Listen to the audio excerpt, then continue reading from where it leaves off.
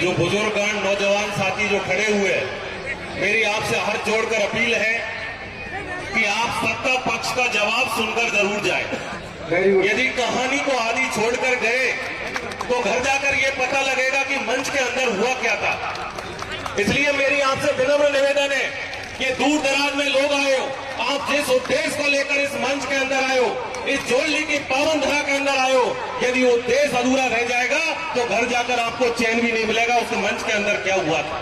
इसलिए मेरी हाथ जोड़कर अपील है, आप लोग मेरा 10 मिनट में मेरी बात रखूंगा और सम्मानीय वक्तागण, दूर दराज से लोग, मैं कहता हूं राष्ट्रीय स्तर के लोग इस मंच पर बैठे हुए और उनकी शोभा में यदि हमारा क्षेत्र का लोग उठकर चले जाए तो वो सम्मानीय गणों का अपमान होगा। इसलिए मेरा हाथ जोड़कर निवेदन है कि इस मंच में नीचे बैठे विराजमान, बैठ जाओ प्लीज बैठ जाओ।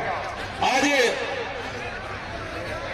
डोंगरी बांध संघर्ष समिति और न केवल क्षेत्र गांव बल्कि करौली, सवाई माधोपुर और मैं मानता हूं धौलपुर सहित पूर्वी राजस्थान के अनेक जिलों से यहां बड़ी संख्या में जनता जनार्दन बैठी हुई है और उसी जनता जनार्दन के बीच में राष्ट्रीय स्तर पर किसानों की लड़ाई लड़ने वाले ऐसे बड़े नेता सम्मानीय राकेश सिंह टिकैत साहब हमारे बीच में बैठे हुए हैं, जिन्होंने प्रदेश स्तर पर एक युवाओं के अंदर एक अलग जगाई। ऐसे युवा साथी सम्मानीय नरेश मीणा हमारे बीच में बैठे हुए हैं, बाप पार्टी से जिनका राजस्थान में जिनके 4 विधायक हैं और वहां से भी हमारे विधानसभा के सम्मानित साथी भाई थावर चंद जी हमारे बीच में विराजमान है। हमारे सपोर्टर से एक बार नहीं, 2 बार नहीं, 3 बार इस सपोर्टर की भोली भाली जनता का नेतृत्व करने वाले पूर्व मंत्री सम्मानीय रमेश मीणा जी हमारे बीच में विराजमान है और अनेक ऐसे साथी हैं जो इस मंच की शोभा बढ़ाने के लिए हमारे बीच में, जिन्होंने एक क्रांतिकारी आंदोलन का आगाज जगाया, ऐसे सम्मानीय राजेंद्र गुड़ा जी, जिन्होंने एक उदाहरण आपके बीच में रखा और वो उदाहरण क्या था कि गर्भवती हो गई भैया डिलीवरी मत होने दो। ये उदाहरण आपके बीच में दिया। मैं सम्मानीय गुड़ा साहब के बीच में रखना चाहूंगा कि साहब गर्भवती तो होगी, अब डिलीवरी को टाइम आ रहा है, या पिछले 5 साल में गर्भवती महिला की सोनोग्राफी पे सोनोग्राफी, सोनोग्राफी पे सोनोग्राफी, ये किस सरकार ने की? उस सरकार को इस जगह जवाब देना पड़ेगा। यदि वो सरकार जिस डूंगरी बांध के बीच में, जिस डूंगरी बांध को लेकर यहां जवाब तलब हो रहा है, ये डूंगरी बांध कोई आज मुझे मंच के माध्यम से बता रहे थे कि कोई राजनीति की भाषण नहीं होगा। मैं इस मंच का सम्मान करता हूं। मैं भारतीय जनता पार्टी, क्योंकि मेरी सरकार है और आप सबके चरणों में मैंने आपने सेवा की है, उसका प्रतिफल देकर उस विधानसभा में मुझे पहुंचाया है, तो मेरा कर्तव्य बनता है कि मेरी जनता के सुख में दुख में मैं जी जान से उनके बीच में खड़ा रहूं और इसी वजह से आज इस डूंगरी बांध की सभा के अंदर मैं आयोजित हुआ, उपस्थित हुआ। मैं जनता जनार्दन के बीच में रखना चाहता हूं, ये हमारे ऊपर उंगलियां उठाते हैं, मैं आपके बीच में इस मंच के माध्यम से बोल के जा रहा हूं। और साहब मेरा तो खानदान है जो एक बार खेदी ने पत्थर की लकीरें कोई बिदादा पर नहीं बेटे, ये खानदानी घोड़े यहाँ के अंदर तो। और आज भी ये कह के जा रहा हूं आपके मध्य में कि केवल कोरा भाषण देवा से काम नहीं चले, नहीं चले केवल कोरा भाषण देवा से। कभी कभी तो ऐसा लगता है कि ये मंच केवल जो भाषण देने वालों को ट्रेनिंग देने का काम कर रहा है। अरे ये ट्रेनिंग कैंप नहीं है, ये ईआरसीबी, ये डूंगरी बांध से लोग जो परेशान है, जो आग जल रही है, उस आग में चूल्हा लगाकर रोटियां सेकने का काम नहीं है। किसी का घर पड़ने वाला है, उनके बीच, उनके लिए हम लोग मिलकर क्या काम कर सके उसके लिए काम करने का टाइम है। और मैं जरूर कहना चाहूंगा, क्योंकि मेरे मंच पर, जिस मंच पर मैं उपस्थित हूं, ये जनता जनार्दन ने मेरे स्वाभिमान के साथ 2 साल काम किया है, क्योंकि ये बात मेरे ऊपर आरोप लगाए, उन आरोपों की बात हुई है और इस मंच के माध्यम से यदि मैं उनका आरोपों का जवाब नहीं दूंगा तो मैं इस मंच पर कायर कहलाऊंगा और जिस मंच पर मैं बैठा हुआ उस पर जवाब नहीं दूं, ये मेरे स्वाभिमान में नहीं है।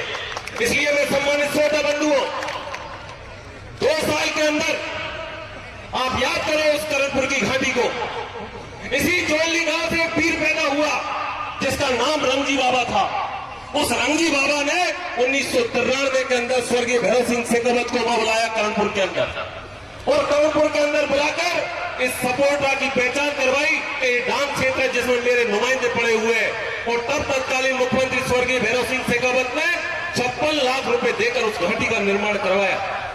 मैं अपने आप में गर्व करता हूं कि मैं उस पार्टी का सदस्य हूं जिसके मुख्यमंत्री ने 33 साल के बाद में फिर से उसी घाटी के लिए 50 करोड़ रुपए की सौगात दी है, जो उस घाटी पर चढ़कर हमारा नुमाइंदा ऊपर की तरफ आएगा। सम्मानीय भाषण दे रहे थे, आपने क्या किया 15 साल तक? गरीब जनता को लड़ाने का काम किया आपने। मेरे 2 साल के अंदर किसी भाई से भाई में प्रेम फैलाने का काम किया है। विरोध करने से काम नहीं चलेगा, सब सुनना पड़ेगा आप लोगों को, सब सुनना पड़ेगा आप लोगों को। जिसके बारे में बोलते हो आप, जिसके बारे में बोल रहे हो कि डोगरीवाद के लिए बोल रहे हो आप लोग, मैं आपको बोल रहा हूं कि डोगरीवाद के अंदर मेरी जो स्थिति है, मेरी जो स्थिति है, यह राजनीतिक भाषण नहीं। आप लोगों ने पहले जब आपको खड़ा होना चाहिए, जो आरोप लगा रहे हैं, उनका आरोपों का जवाब किस तरह देना है? उस आरोप के लिए आपको खड़ा होना चाहिए, आपको इस बात पर खड़ा होना चाहिए।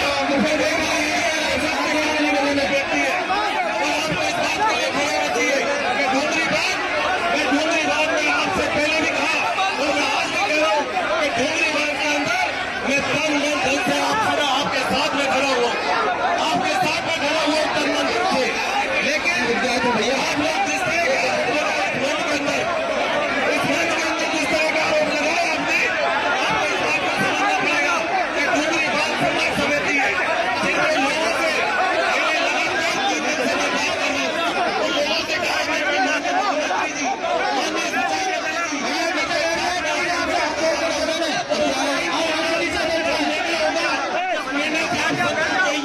तो आपको विधायक आपके साथ में खड़ा रहेगा, यह आपको मुझे विश्वास दिलाएगा। जिस कार्यक्रम में हम लोग उपस्थित हुए, उस कार्यक्रम के अंदर मेरे नेता के खिलाफ कोई गाली देगा, उसको हम लोग बर्दाश्त नहीं करेंगे। ये बिल्कुल पते कहने की बात है। मैं आप सबको बता रहा था, ये खड़े जो लोग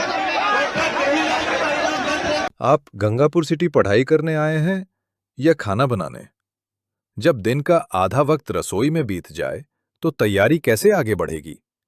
श्री बॉयज पीजी में आपको मिलेगा बेड, गद्दा, टेबल, कुर्सी के साथ साफ रूम, दोनों वक्त का स्वादिष्ट खाना, चाय नाश्ता, आरओ का पानी, इन्वर्टर से बिजली, फ्री वाईफाई और पढ़ाई के लिए पूरा समय। अब पढ़ाई पर फोकस कीजिए, बाकी जिम्मेदारी हमारी, क्योंकि सरकारी नौकरी मेहनत मांगती है, थकावट नहीं। Shri boys PG, Gangapur city का सबसे भरोसेमंद पीजी, जहां पढ़ाई हो बिना रुकावट के।